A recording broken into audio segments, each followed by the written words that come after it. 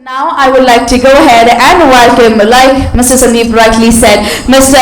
Kulbhushan Sharma on stage. Can we have a huge round of applause for him, ladies and gentlemen? So I request you to please come forward and say a few words and tell how do you feel being right here. Can we have a huge round of applause for Mr. Kulbhushan Sharma, ladies and gentlemen?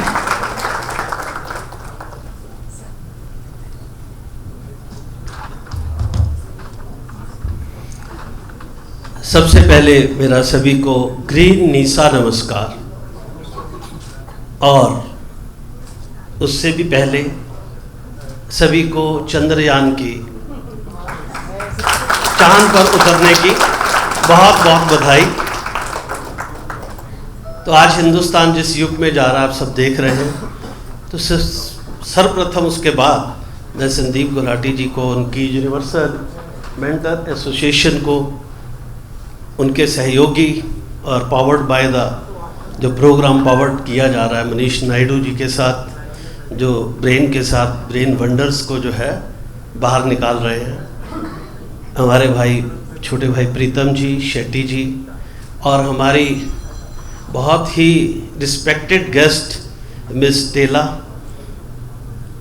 और जो उन्होंने बताया कि शिक्षक गुरु से उनकी, ब्रह्मा से उनकी तुलना की कि गुरु ब्रह्मा गुरु विष्णु, उन सभी का इस कॉन्फ्रेंस में बहुत हार्दिक स्वागत, वेलकम।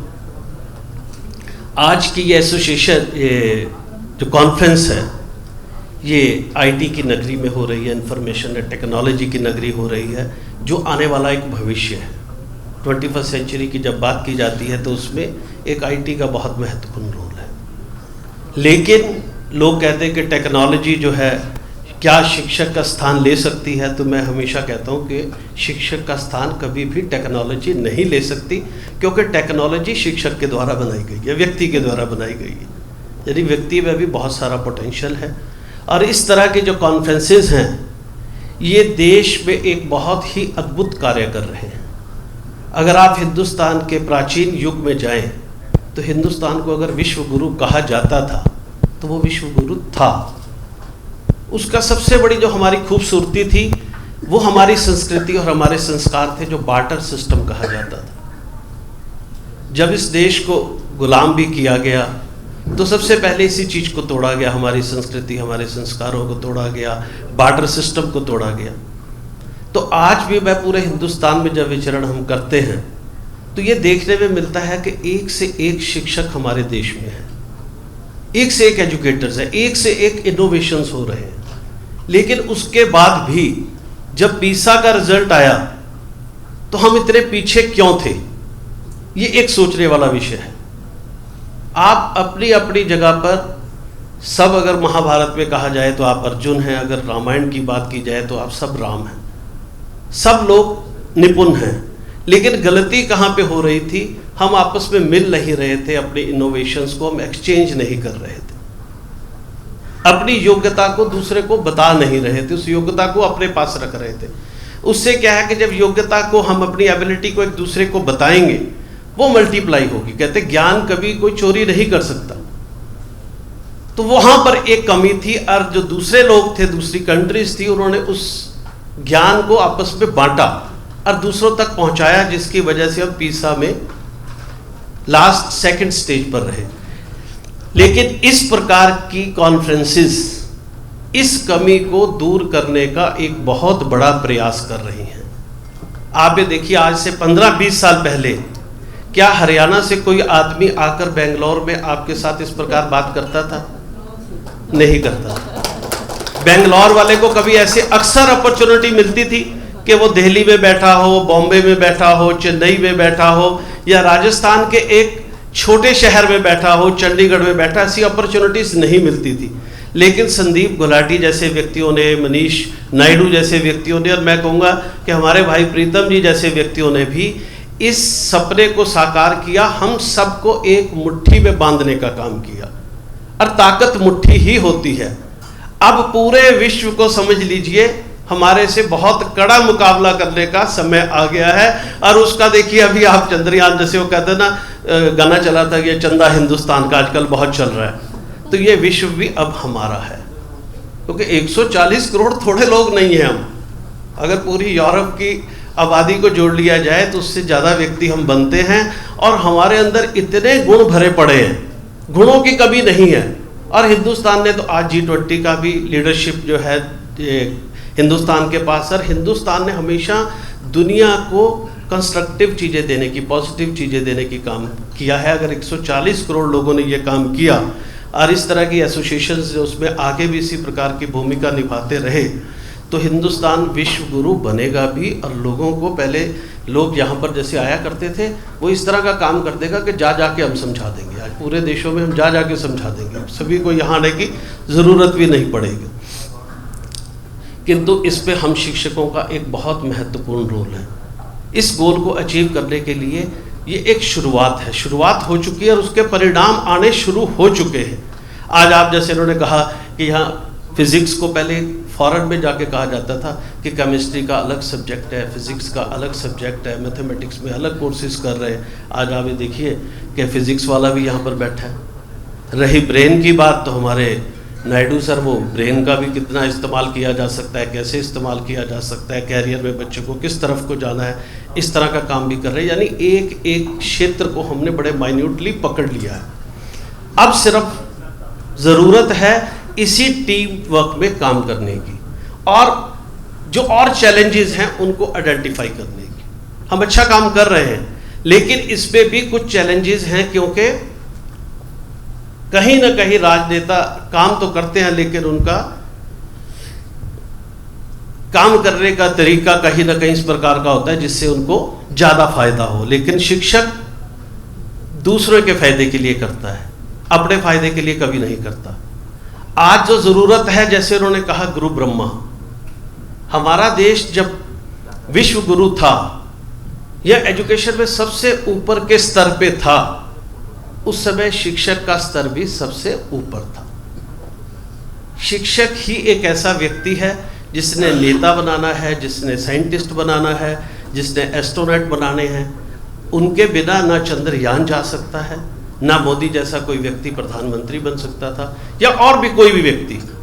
जिसको भी बनाया उसको शिक्षक ने बनाया। लेकिन आज शिक्षक खुद अपने स्तर के लिए संघर्ष कर रहा है, तरस रहा है, भय के वातावरण में गुजर रहा है। सबसे पहली एक लड़ाई इसके लिए भी लड़ने की सब शिक्षकों को अब जरूरत है। हमने देश को इस स्थिति पे, अगर देश जा रहा है, आज 5वें नंबर की इकोनॉमी है, तो ये कोई भी मत भूले कि इसमें सबसे महत्वपूर्ण रोल शिक्षकों का ही है। बच्चों को बनाने का काम हम करते हैं, नींव बनाने का काम हम करते हैं, नींव के बाद भी अगर कॉलेजेस में तो शिक्षक ही करते हैं। लेकिन आज शिक्षक की जो, आज टीचर्स डे आने वाला है, टीचर्स को बहुतों को अवार्ड्स भी दिए जाएंगे, टीचर्स भी अपने जो है स्कूल्स में टीचर डे मनाएंगे। लेकिन अगर आप देखें, बड़े सच्चे मन से देखें, तो हर टीचर आज डरा हुआ है, भय के वातावरण में गुजर रहा है। इस भय वाले वातावरण को भय मुक्त बनाना है, ये एहसास कराना है कि अगर देश को विश्व गुरु बनाना चाहते हो, तो जब वो विश्व गुरु था, या तक्षशिला नालंदा था, या रामराज की बात जिसकी सरकारें करती हैं, उस स्तर पर शिक्षक को भी लेके जाना होगा। हमारी सरकारों ने शिक्षक को राजगुरु बना के रख दिया, लेकिन 5 सितंबर को क्या कहेंगे कि टीचर एक राष्ट्र गुरु है। तो मैं अक्सर कहता हूं, राजगुरु बनने की परंपरा कब से आई? जब गुरु द्रोण आए। नहीं तो शिक्षक कभी भी किसी के दरबार में दरबारी नहीं हुआ करते थे। आप राम राज्य की बात देखें, या जो भारत की प्राचीन शिक्षा पद्धति देखें, तो राजा शिक्षक की सलाह से राज्य का संचालन किया करता था, तब हम विश्व गुरु थे। बातें कहने से हम विश्व गुरु नहीं बनेंगे, हमें शिक्षकों को उनका वो सम्मान दिलाना होगा, वो सम्मान देना होगा, उनको भय मुक्त करना होगा। तो अभी हम 5 सितंबर में भी इसमें जो है, सब लोग आप टीचर डे मना रहे होंगे, हम अध्यापक सुरक्षा दिवस और अध्यापक सम्मान दिवस मनाएंगे। तो मेरे सबको एक मेरी रिक्वेस्ट है कि आप स्कूल में अपना टीचर डे मनाएं, लेकिन उस दिन स्लोगन लिखें और तख्तियों में अपने फेसबुक पे पोस्ट करें कि we need safety, we need respect. आज हमारी सेफ्टी भी खतरे में है और रिस्पेक्ट भी खतरे में है। तो अगर भारत को विश्व गुरु बनाना है, हम सबको मिलकर काम करना होगा। अकेले ना प्रधानमंत्री कर पाएंगे, ना मुख्यमंत्री कर पाएंगे, ना कोई कर पाएगा जब तक शिक्षक उनका साथ नहीं देगा। तो हमें इसके लिए भी संघर्ष करना होगा। स्कूल में कोई इंसिडेंट हो जाता है तो आप देखें कि हर आदमी डरा हुआ है कि नहीं, लेकिन जो मैंने कहा संदीप गुलाटी जी और हमारे मनीष जी ने ऐसी कॉन्फ्रेंसेस करके, और इसमें प्रीतम अग्रवाल जी का भी एक बहुत बड़ा रोल है, इन्होंने भी बहुत सारी कॉन्फ्रेंसेस की, उससे पूरा भारत एक बन गया। सब शिक्षक एक हो गए, स्कूल ऑनर्स एक हो गए, सब एक दूसरे से मिलने लग गए, अपनी बातों की चर्चा करने लग गए। तो उसका एक बहुत बड़ा परिणाम आपके सामने में आया। उत्तर प्रदेश की घटना सबने देखी होगी कि उत्तर प्रदेश में एक घटना हुई और उस घटना के बाद पूरा उत्तर प्रदेश बंद क्यों हुआ? इसलिए कि इस तरह की कॉन्फ्रेंसेस में हम इकट्ठे हुए, हम एक दूसरे को जानने लग गए। हमें लगा, अदरवाइज हम ये सोचते थे कि कहीं पर एक प्रिंसिपल अंदर हो जेल में चला गया, एक कोई स्कूल ऑनर जो है अरेस्ट हो गया, हमारे लिए एक वो न्यूज़ थी।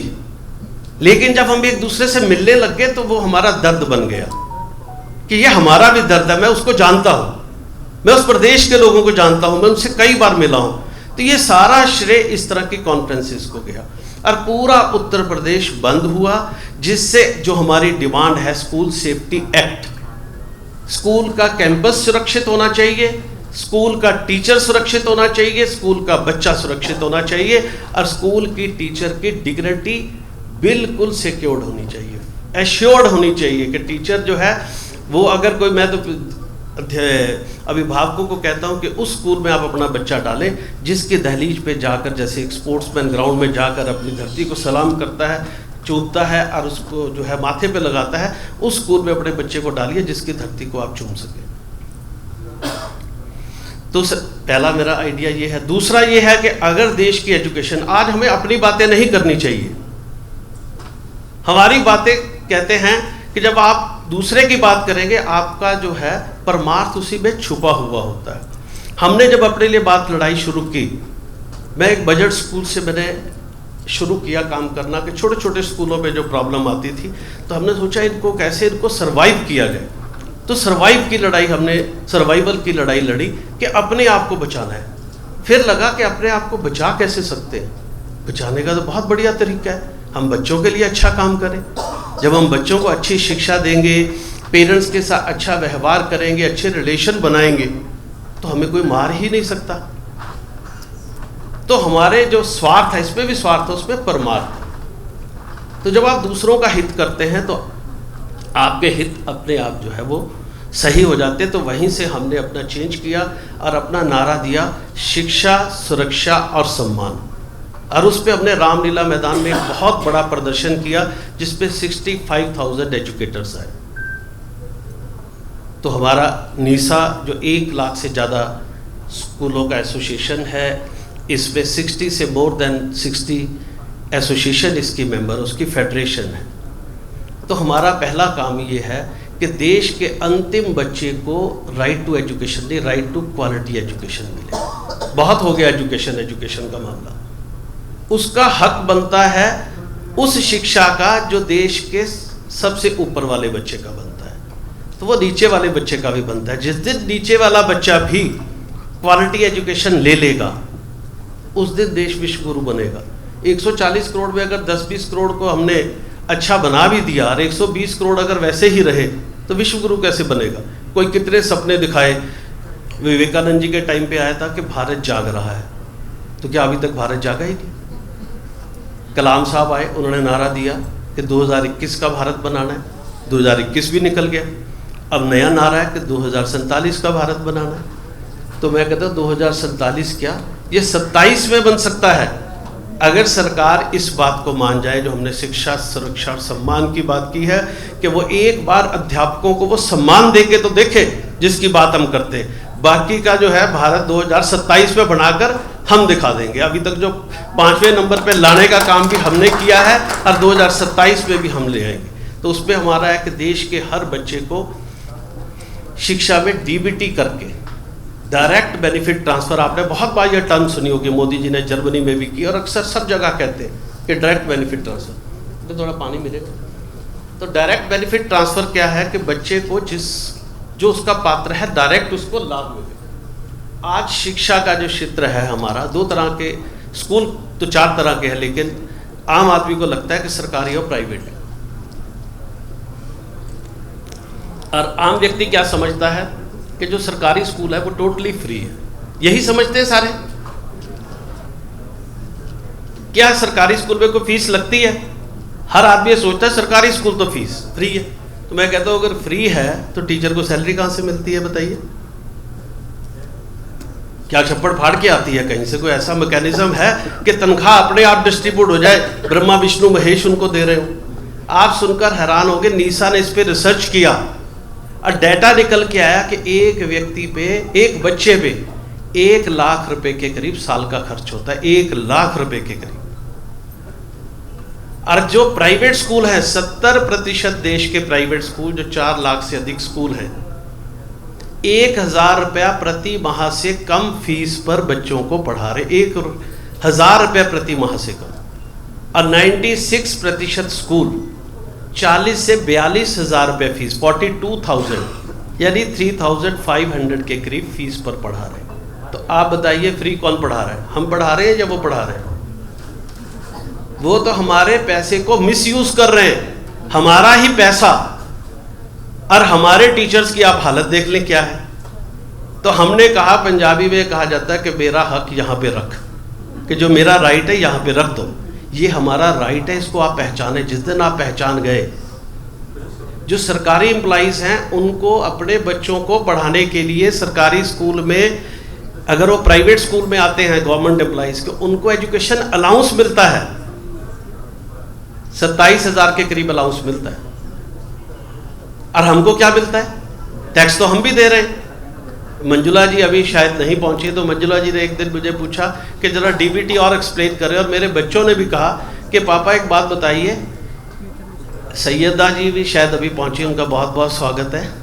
तो उन्होंने कहा कि पापा ये बताइए कि एक भिखारी जो है देश की इकोनॉमी में कैसे कंट्रीब्यूट करता है, वो डीबीटी का हकदार वो कैसे है? आप कहते हो कि हर देश का व्यक्ति जो है वो देश की इकोनॉमी में कंट्रीब्यूट करता है। तो मैंने पूछा, बेटा ये बताइए भिखारी क्या करता है? कहते भिखारी भीख मांगता है, पैसे मांगता है। मैं क्या पैसे मांग के क्या करता है? कहते पैसे मांग के आटा खरीदता है। तो मैं कहा जब वो आटा खरीदता है तो मोदी जी ने आटे पे जीएसटी लगाया हुआ है, वो सरकार को टैक्स दे देता है, कंट्रीब्यूट वो भी करता है। या ज़्यादातर आपने देखा होगा कि वो लोग जो है आपको वाइन शॉप में मिलेंगे तो वहाँ पर तो टैक्स और बहुत ज़्यादा है, तो कंट्रीब्यूशन उसका भी वहाँ पर है। यानी डीबीटी पे हक उसका भी है। हर देश का व्यक्ति, कोई कहता है कि ये आदमी काम नहीं कर रहा, कुछ नहीं कर रहा, कहीं ना कहीं वो कंट्रीब्यूशन कर रहा है। और अगर हमारी मांग है कि 50,000 एक बच्चे को साल का दे दिया जाए, तो 1 लाख का गवर्नमेंट आज कहती है कि 50% बच्चे हम पढ़ाते हैं, यानी उसी बजट में हो गया सारा काम। और सभी को क्वालिटी एजुकेशन मिल गई कि नहीं मिल गई? 96.4% स्कूल पे सबका एक्सेस हो जाएगा। और आप इमेजिन करके देखिए फिर टीचर सैलरी क्या होगी।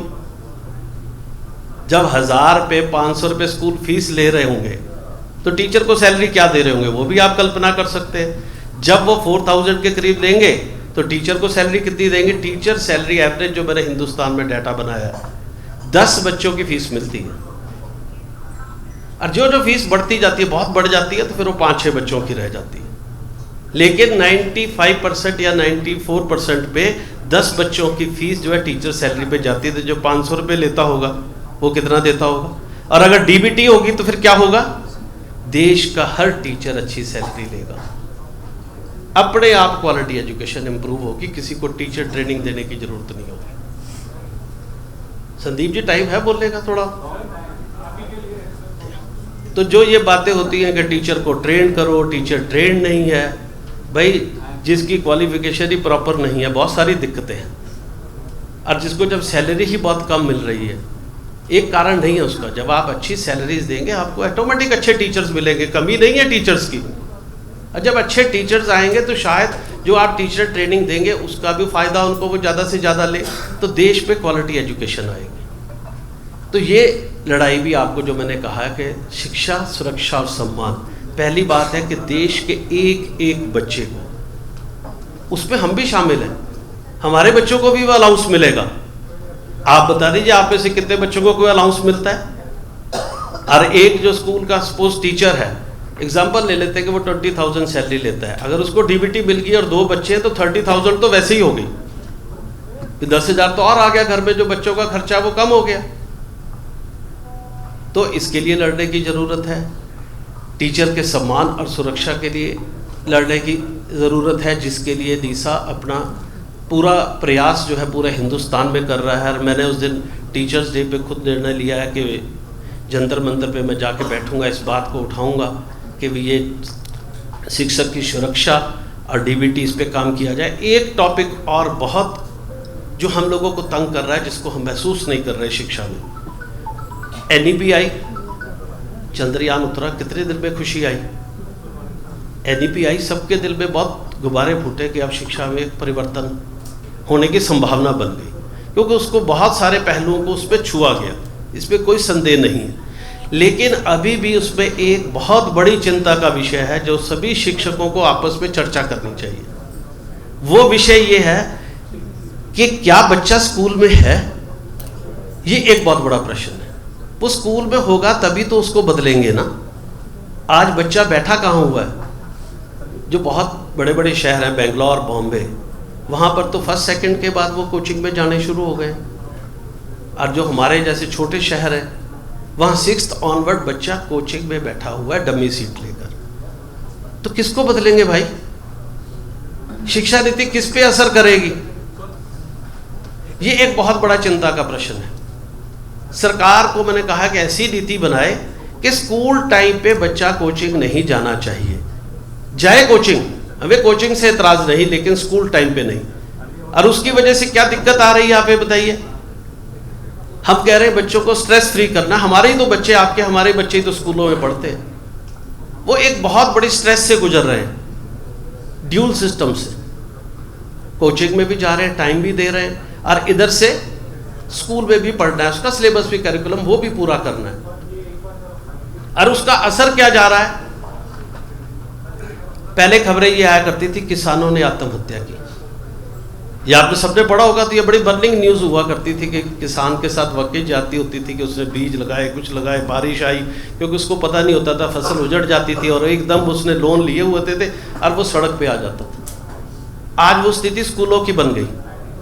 कोविड के दौरान बहुत सारे स्कूल वालों ने आत्महत्या की, कर्जे में दब गए, सरकार ने उनको कहीं पर कोई सहायता नहीं दी। और दूसरे इसमें कौन इन्वॉल्व हुए? सबसे ज़्यादा आज आत्महत्याओं का डाटा निकालेंगे तो स्टूडेंट सबसे ज़्यादा आत्महत्या कर रहे हैं। स्टूडेंट्स भी हमारे बच्चे हैं। कारण क्या है? वो कोटा, पटना जाकर जो है एडमिशन ली है, डमी सीट्स ली हुई हैं, और वहाँ के आप रिजल्ट जाके देखिए क्या है, फंदे में झूल रहे बच्चे। अब सरकार ने उसका रास्ता क्या निकाला? कहते फैन ही ऐसा बना दो, गले फैन पे लटक के कईयों ने आत्महत्या की कि अगर 40 किलो से ऊपर कोई वजन पड़े तो वो जो है नीचे गिर जाए, मतलब इससे आत्महत्या बच जाएगी। देखिए, उन्होंने फैन पे काम कर लिया। ये हमारी सरकारों की सोच है कि पंखा ऐसा बना दो।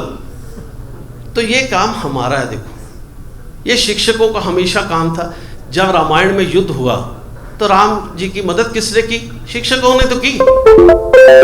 तो आज हमें अपने बच्चों की मदद करनी है, अपने देश की मदद करनी है। ये पंखे ऐसे बनाकर जो है आत्महत्याएं खत्म नहीं होंगी। इसके लिए स्पष्ट नीति बनानी पड़ेगी कि स्कूल टाइम पे बच्चा कोचिंग में नहीं जाएगा, उसको स्ट्रेस फ्री कीजिए। आप इस तरह की एजुकेशन पॉलिसी बनाइए।